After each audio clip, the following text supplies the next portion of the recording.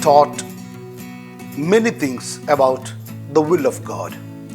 We believe that the most important thing in our life is to accept the will of God, no matter whether it is good or bad according to our understanding. Normally, it is negative things like suffering we accept as will of God.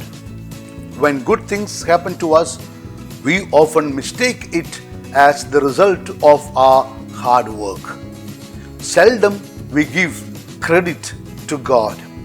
When suffering comes, we are taught to accept it as will of God. God can bring good things even out of our suffering. With this, we hope always for Easter after Good Friday. Best example of submitting oneself to the will of God is Jesus himself. Before him, we have Blessed Mother Mary, who taught the world how to surrender to the will of God by saying, "Be it done to me according to thy word." We have a feeling that once God has decided something, nothing can change it. God is adamant in his decisions. But is it true? That is what we are going to reflect today in this video. My dear friend, welcome to RMCA Bishop channel. Thank you for listening to talks yesterday and sharing them with your friends in God's name. According to a recent feedback I received from our regular listeners, is that by hearing two talks daily, it brings experience of growing in God's grace, peace, and joy. Thank you. My dear friend, coming to our issue on changing God's will, let me first of all read a passage from the Bible for you. It is taken from 2 Kings chapter 20 verses 1 to 6. In those days, Hezekiah became sick and was at the point of death. And Isaiah the prophet, the son of Amos, came to him and said to him, "Thus says the Lord, set your house in order, for you shall die and you shall not recover." So this is what happened. The prophet Isaiah came and announced the death, the impending death for Hezekiah. Let us continue the reading. Then Hezekiah turned his face to the wall and prayed to the Lord. So when Hezekiah heard that he is going to die, he was not panicked, but he was pained probably, and therefore he did not look for any human consolation, but rather he turned towards God and he prayed. What was his praying? He prayed saying, "Remember now, O Lord, I beseech thee, how I have walked before thee in faithfulness and with a whole heart, and have done what is good in thy sight." And Hezekiah wept bitterly. And before Isaiah had gone out of the middle court, the word of the Lord came to him. So what happened? When Hezekiah began his prayer, Isaiah left the place. He did his mission and he was on his way back. And before Isaiah had gone out of the middle court, the word of the Lord came to him. "Turn back and say to Hezekiah, the prince of my people, thus says the Lord, the God of David, your father, I have heard your prayer. I have seen your tears. Behold, I will heal you. On the third day, you shall go up to the house of the Lord."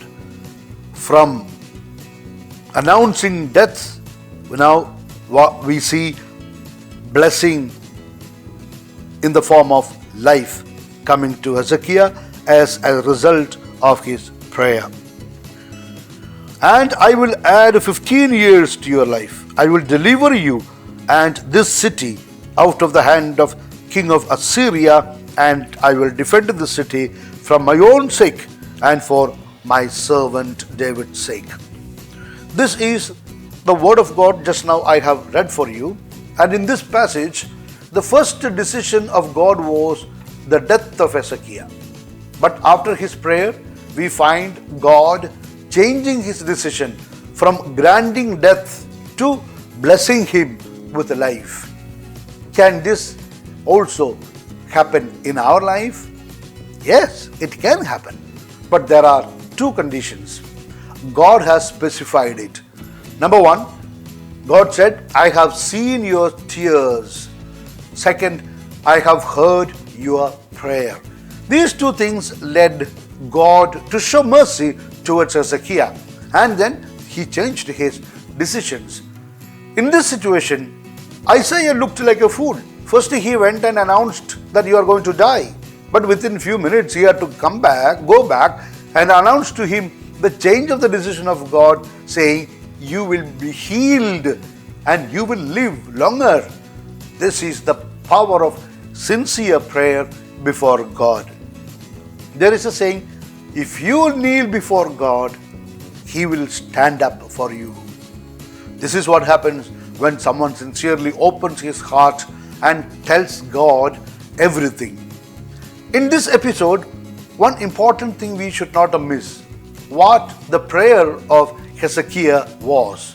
The prayer was this: remember now, O Lord, I beseech thee, how I have walked before thee in faithfulness and with a whole heart, and have done what is good in thy sight. So, Hezekiah reminded God of two things. One, I have walked before thee in faithfulness. So this we have to ensure in our own lives. Before prayer, make sure that you walk in the faithfulness before God. Second thing, I have done what is good in your sight. And we also have to make sure before we stand up, we kneel down to pray, we have to make sure that we have done good things in God's sight. Are we able to say or pray like this is the real question. We must be able to do that. The purpose of my talks is to help our listeners to walk before God in faithfulness and to do what is good in God's sight. This is the reason, again, I always advise you to listen to 2 talks daily. When we are attracted and inclined to do what is good in people's sight, RMCA will remind you constantly what is good in God's sight. After this, when you pray, I am sure God will change His decision in your favor from granting death to bless you with life. That's all for today, my dear. A soft reminder to all our regular RMCA Bishop Channel listeners, please do hear any 2 talks every day. Now I am going to give my blessing. Trusting in the mercy of God, you can tell God just now what help you and your family need for today. Believe like Hezekiah that you will get it. My blessing is only to help you to receive God's help you need. Okay? So here we go. May Almighty God bless you and your family in the name of the Father and of the Son and of the Holy Spirit. Amen. Kindly touch the word subscribe on your mobile screen if it is still in red color. If you liked this talk, please share it with any 5 people who can appreciate and benefit from it. Thank you. Once again, God bless you. Wish you a good day. Yours humbly in the mission of the church, Bishop Franco Mulakian.